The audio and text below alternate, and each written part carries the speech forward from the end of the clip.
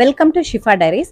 2020 முதல் 2024 வரை நடைபெற்ற 10ஆம் வகுப்பு பொதுத் தேர்வு சமூக அறிவியல் பாடத்தில் கேட்கப்பட்ட 2 மார்க்கு 5 மார்க்கு மற்றும் 8 மார்க் வினாக்களை இப்போ பார்க்கலாம். ஸோ எல்லாரும் புக் எடுத்துக்கோங்க. நான் சொல்ல அப்படியே குறிச்சிக்கோங்க. இப்போ வரலாறுல பார்க்கலாம். ஸோ அதில் ஃபர்ஸ்ட் படம் நமக்கு தெரியும், தட் இஸ் அலகு 1, முதல் உலகப் போரின் வெடிப்பும் அதன் பின் விளைவுகளும். பக்கம் எண் 17 எடுத்துக்கோங்க. இல்ல செகண்ட் கொஸ்டின் பாருங்க, மூவர் கூட்டு நாடுகளின் பெயர்களை குறிப்பிடுக. இது ஆகஸ்ட் 22லயும். ஃபோர்த் கொஸ்டின், பதுங்குக்குழி போர் முறை குறித்து நீங்கள் அறிந்தது என்ன? இது பார்த்தீங்கன்னா ஏப்ரல் 23ல கேட்டிருக்காங்க. அடுத்தது பின்வரும் வினாக்களுக்கு விரிவான விடையளிக்கும்ல ஃபர்ஸ்ட் கொஸ்டினான முதல் உலக போருக்கான முக்கிய காரணங்களை விவாதி. இது பார்த்தீங்கன்னா செப்டம்பர் 20, செப்டம்பர் 21, மே 22 மற்றும் ஏப்ரல் 24ல 5 மார்க் கொஸ்டின்ல கேட்டிருக்காங்க. அதிலே பாத்தீங்கன்னா பன்னாட்டு சங்கத்தின் அமைப்பு மற்றும் உறுப்புகள் பற்றி விவரிக்கவும். இது மே 22ல கேட்டிருக்காங்க. அடுத்தது அலகு 2, இரு உலக போர்களுக்கு இடையில் உலகம். பக்கம் 30ல சுருக்கமாக விடையளிக்கவும்ல தேர்ட் கொஸ்டின் பாருங்க, பொருளாதார பெருமந்தம் இந்திய வேளாண்மையின் மீது எத்தகைய தாக்கத்தை ஏற்படுத்தியது? மே 22, செப்டம்பர் 21ல கேட்டிருக்காங்க. அப்புறம் செப்டம்பர் 20ல பாத்தீங்கன்னா ஹோசிமின் பற்றியும் விட்மின் கட்சியின் உதயம் பற்றியும் குறிப்பு வரைக அப்படின்னு கேட்டிருக்காங்க. அப்புறம் காலக்கோடு வரைக 1920 முதல் 1935 வரைக்கும் செப்டம்பர் 20ல கேட்டிருந்தாங்க. அடுத்தது அலகு 3, இரண்டாம் உலக போர். பேஜ் நம்பர் 43ல ரெண்டாவது கேள்வி, ஹிட்லர் ஜெர்மனி மக்களின் ஆதரவை எவ்வாறு பெற்றார்? இது ஏப்ரல் 24, செப்டம்பர் 20, மே 22ல கேட்டிருக்காங்க. விரிவான விடையளிக்கவும்ல பாத்தீங்கன்னா இரண்டாம் உலக போரின் விளைவுகளை ஆய்வு செய்க. இது செப்டம்பர் 21, ஆகஸ்ட் 22, ஏப்ரல் 23ல கேட்டிருக்காங்க. ஐக்கிய நாடுகள் சபையின் அமைப்பு செயல்பாடுகளை ஆய்வு செய்க. இது செப்டம்பர் 20ல கேட்டிருந்தாங்க.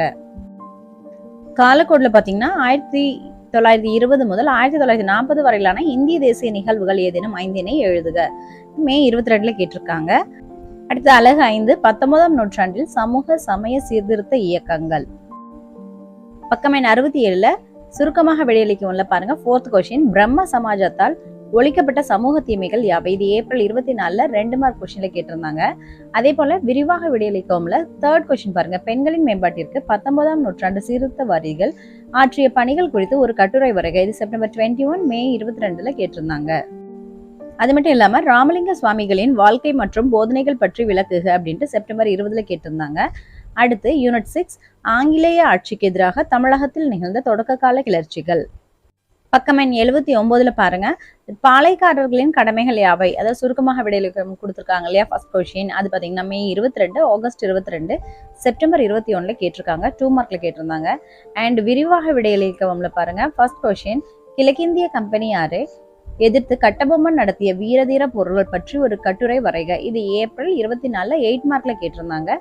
தேர்ட் கொஸ்டின், வேலூரில் 1806ல் வெடித்த புரட்சியின் கூறுகளை விளக்குக. இது செப்டம்பர் 21ல 5 மார்க்ல கேட்டிருந்தாங்க. யூனிட் 7, காலனியத்துக்கு எதிரான இயக்கங்களும் தேசியத்தின் தோற்றமும். 93ஆம் பக்கம் பாருங்க, சுருக்கமாக விடையளிக்கவும்ல ஃபர்ஸ்ட் கொஸ்டின், ஆங்கிலேய இந்தியாவில் விவசாயிகளின் கிளர்ச்சி எவ்வாறு வகைப்படுத்தப்பட்டுள்ளன? இது செப்டம்பர் 20, ஆகஸ்ட் 22ல கேட்டிருந்தாங்க. அண்ட் வாரிசு இழப்பு கொள்கையின் அடிப்படையில் பிரிட்டிஷ் அரசில் இணைத்துக் கொள்ளப்பட்ட பகுதிகளை பட்டியலிடவும். செப்டம்பர் 21, மே 22ல கேட்டிருந்தாங்க.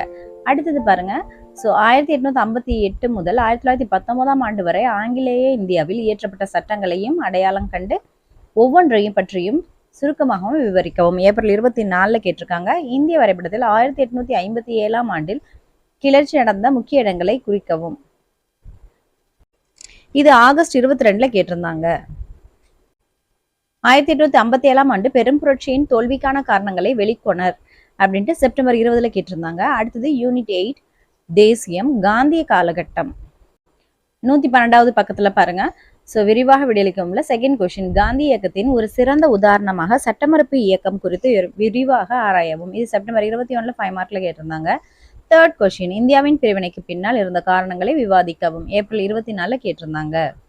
அடுத்து யூனிட் 9, தமிழ்நாட்டில் விடுதலை போராட்டம். சுருக்கமாக விடையளிக்கவும், அதாவது பக்கம் எண் 123 பாருங்க. திருநெல்வேலி எழுச்சி பற்றி ஒரு குறிப்பு வரைக. இது ஏப்ரல் 24ல 2 மார்க்லையும். அடுத்து திருப்பூர் குமரன் பற்றி உமக்கு யாது தெரியும்? செப்டம்பர் 20ல 2 மார்க்ல கேட்டிருந்தாங்க. இது மட்டும் இல்லாம விரிவாக விடையளிக்கும்ல பாருங்க. தேர்ட் கொஸ்டின், சட்டமறுப்பு இயக்கத்தில் தமிழ்நாடு வகித்த பங்கினை விவரி. இது ஏப்ரல் 23ல கேட்டிருந்தாங்க. அடுத்தது பாத்தீங்கன்னா யூனிட் 10, தமிழ்நாட்டில் சமூக மாற்றங்கள். பக்கம் எண் 134ல சுருக்கமாக விடையளிக்கும்ல பாருங்க. ஸோ 3வது கேள்வி, தங்களுடைய எழுத்துக்களின் மூலம் தமிழ் இலக்கியத்தின் புத்துயிருக்கு பங்களிப்பு செய்த ஆளுமைகளை பட்டியலிடவும். செப்டம்பர் 21ல கேட்டிருக்காங்க. அடுத்து 6வது கேள்வி பாருங்க, பெரியாரை ஒரு பெண்ணியவாதியாக மதிப்பிடுக. மே 22, ஏப்ரல் 24 வந்து 2 மார்க் கொஸ்டினா கேட்டிருக்காங்க. இது மட்டும் இல்ல, தமிழ்நாட்டில் பெண்கள் இயக்கங்கள் பற்றி ஒரு விளக்கம் தருக. மே 22ல கேட்டிருக்காங்க. ஸோ அடுத்தது பார்த்தீங்கன்னா புவியியல் இருக்கக்கூடிய கேள்விகளை பார்க்கலாம். அலகு 1, இந்தியா, அமைவிடம், நிலத்தோற்றம் மற்றும் வடிகால் அமைப்பு. 151வது பக்கத்துல பாருங்க, காரணம் கூறுகளை இமயமலைகள் மடிப்பு மலைகள் என அழைக்கப்படுகின்றன. மே 22ல. அடுத்து வேறுபடுத்துகளை மேற்கு கடற்கரை சமவெளி மற்றும் கிழக்கு கடற்கரை சமவெளி. செப்டம்பர் 20ல கேட்டிருந்தாங்க. ஸோ அது மட்டும் இல்லாம லட்சத்தீவு கூட்டங்கள் பற்றி விவரி அப்படின்ட்டு மே 22ல கேட்டிருந்தாங்க. யூனிட் 2, இந்தியா, காலநிலை மற்றும் இயற்கை தாவரங்கள். பக்கம் எண் 162, சுருக்கமாக விடையளிக்கும்ல ஃபர்ஸ்ட் கொஸ்டின், காலநிலையை பாதிக்கும் காரணிகளை பட்டியலிடுக. இது செப்டம்பர் 21ல 2 மார்க்ல கேட்டிருந்தாங்க. அடுத்தது செகண்ட் கொஸ்டின், வெப்ப குறைவு விகிதம் என்றால் என்ன? ஏப்ரல் 23ல கேட்டிருந்தாங்க. 6th கொஸ்டின், பருவமழை வெடிப்பு என்றால் என்ன? இது செப்டம்பர் 20லையும். அடுத்தது 7th கொஸ்டின் பாருங்க, அதிக மழை பெறும் பகுதிகளை குறிப்பிடுக. மே 22ல கேட்டிருக்காங்க. ஸோ பார்த்துக்கோங்க இந்த லெசன் எவ்வளோ இம்பார்ட்டன்ட் அப்படின்ட்டு.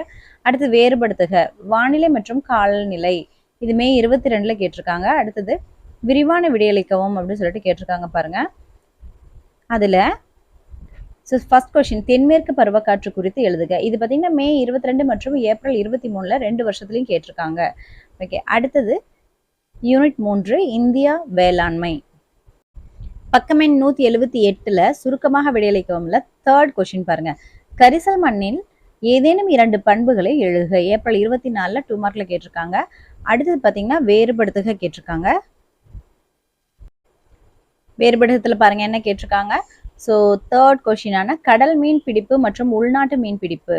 அடுத்தது ஃபோர்த் கொஸ்டின் பாருங்க, இது வந்து ஆகஸ்ட் 22, மே 22ல என்ன கேட்டிருக்காங்க பாருங்க, வண்டல் மண் மற்றும் கரிசல் மண். அடுத்தது பத்தியளவில் விடையளிக்கவும்ல பார்த்தீங்கன்னா, அதாவது விரிவான விடையில பார்த்தீங்கன்னா ஃபர்ஸ்ட் கொஸ்டின், இந்திய மண் வகைகள் ஏதேனும் 5 குறிப்பிட்டு மண்ணின் பண்புகள் மற்றும் பரவல் பற்றி விவரி. செப்டம்பர் 21, ஏப்ரல் 23ல கேட்டிருக்காங்க. அது மட்டும் இல்லாமல் தேர்ட் கொஸ்டின் பாருங்க, தட் இஸ் தீவிர வேளாண்மை மற்றும் கலப்பு வேளாண்மையின் பண்புகளை வெளிக்கொணர்க. இது பார்த்தீங்கன்னா செப்டம்பர் 20ல கேட்டிருக்காங்க. அடுத்தது பார்த்தீங்கன்னா கலப்பு வேளாண்மை என்றால் என்ன அப்படின்ட்டு செப்டம்பர் 20ல.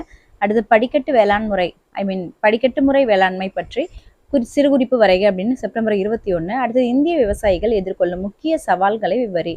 மே 22ல கேட்டிருக்காங்க. அடுத்து அலகு 4, இந்தியா, வளங்கள் மற்றும் தொழிலகங்கள்.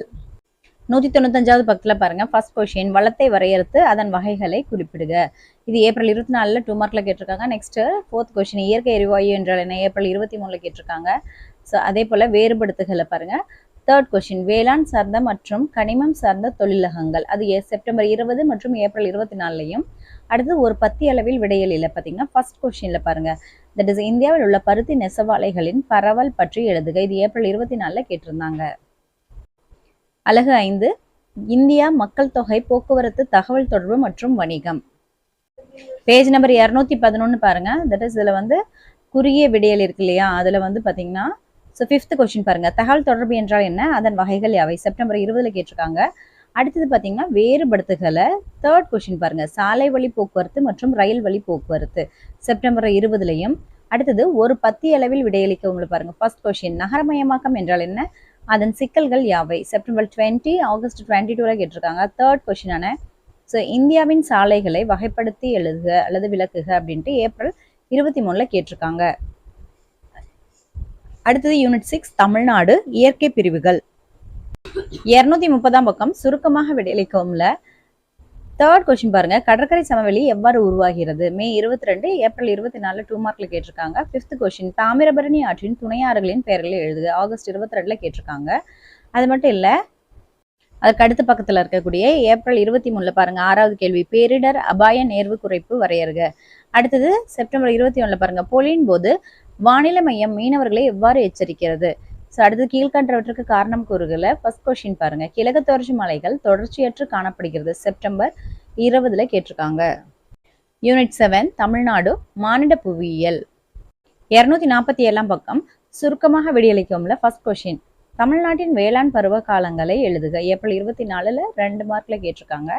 ஸோ அதே போல பாருங்க, பத்தியளவில் விடை இலக்கியம்ல தமிழ்நாட்டின் தோட்ட வேளாண்மை பற்றி விளக்குக. செப்டம்பர் 21ல் கேட்டிருக்காங்க. அடுத்தது குடிமையியல் இருக்கக்கூடிய கேள்விகளை பார்க்கலாம். யூனிட் 1 இந்திய அரசியலமைப்பு. 262ஆம் பக்கம் இருக்கக்கூடிய குறுகிய விடை தருகல பாருங்க. 6வது கேள்வி, செம்மொழி தகுதி பெற்ற இந்திய மொழிகள் எவை? ஆகஸ்ட் 22ல கேட்டிருக்காங்க. அதே போல விரிவான விடை தருகல பாருங்க. ஃபர்ஸ்ட் கொஸ்டின், இந்திய அரசியலமைப்பின் சிறப்பு கூறுகளை விளக்குக. செப்டம்பர் 21, ஏப்ரல் 23ல கேட்டிருக்காங்க. 4th கொஸ்டின், அடிப்படை உரிமைகளுக்கும் அரசு நெறிமுறையுறுத்தும் கோட்பாடுகளுக்கும் இடையேயான வேறுபாடுகளை குறிப்பிடுக. மே 22ல கேட்டிருக்காங்க. யூனிட் 2 நடுவண் அரசு. பேஜ் நம்பர் 273 எடுத்துக்கோங்க. கீழ்காணும் வினாக்களுக்கு சுருக்கமாக விடையளித பாருங்க. ஃபர்ஸ்ட் கொஸ்டினான இந்திய குடியரசுத் தலைவர் எவ்வாறு தேர்ந்தெடுக்கப்படுகிறார்? செப்டம்பர் 20, ஏப்ரல் 24ல கேட்டிருக்காங்க. 4th கொஸ்டின், இந்திய அரசின் தலைமை வழக்கறிஞரின் சிறப்பு அதிகாரங்கள் 2 பட்டியலிடுக. மே 22. அண்ட் 5th கொஸ்டின், உச்சநீதிமன்ற நீதிபதி ஆவதற்கான தகுதிகள் யாவை? மே 22. அடுத்தது பார்த்தீங்கன்னா, ஸோ விரிவான விடையில் ஃபர்ஸ்ட் கொஸ்டின் பாருங்க, இந்திய குடியரசுத் தலைவரின் சட்டமன்ற மற்றும் நீதி அதிகாரங்களை விவரி. இது செப்டம்பர் 21ல கேட்டிருக்காங்க. யூனிட் 3 மாநில அரசு. பேஜ் நம்பர் 284ல பாருங்க, சுருக்கமாக விடையளிக்கும்ல 3rd கொஸ்டின், உயர்நீதிமன்றத்தின் தனக்கே உரிய நீதி வரையறை அதிகாரங்கள் யாவை? செப்டம்பர் 21ல கேட்டிருந்தாங்க. விரிவான விடையில ஃபர்ஸ்ட் கொஸ்டின், ஆளுநரின் சட்டமன்ற அதிகாரங்களை விவரி. செகண்ட் கொஸ்டின், முதலமைச்சரின் அதிகாரங்கள் மற்றும் பணிகளை விவரி. இது மே 22ல கேட்டிருந்தாங்க. அடுத்தது பாருங்க, ஆளுநரின் பல்வேறு அதிகாரங்கள் பற்றி விவரிக்கவும். செப்டம்பர் 20ல கேட்டிருக்காங்க.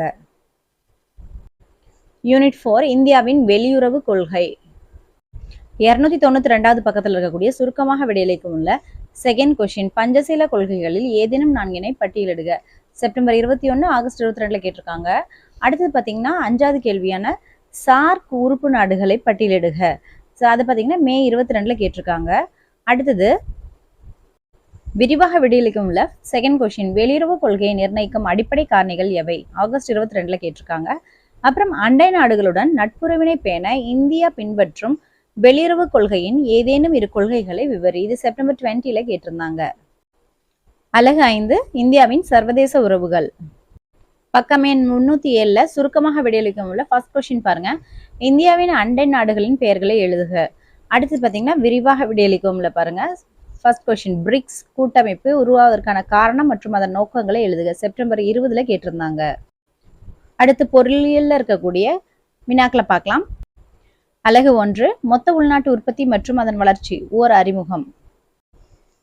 319ஆம் பக்கத்துல பாருங்க, 4th ரோமன்ல கீழ்கண்ட வினாக்களுக்கு குறுகிய விடையல் இருக்குல்ல, அதுல செகண்ட் கொஸ்டின் பாருங்க, மொத்த உள்நாட்டு உற்பத்தி என்றால் என்ன? மே 22ல கேட்டிருக்காங்க.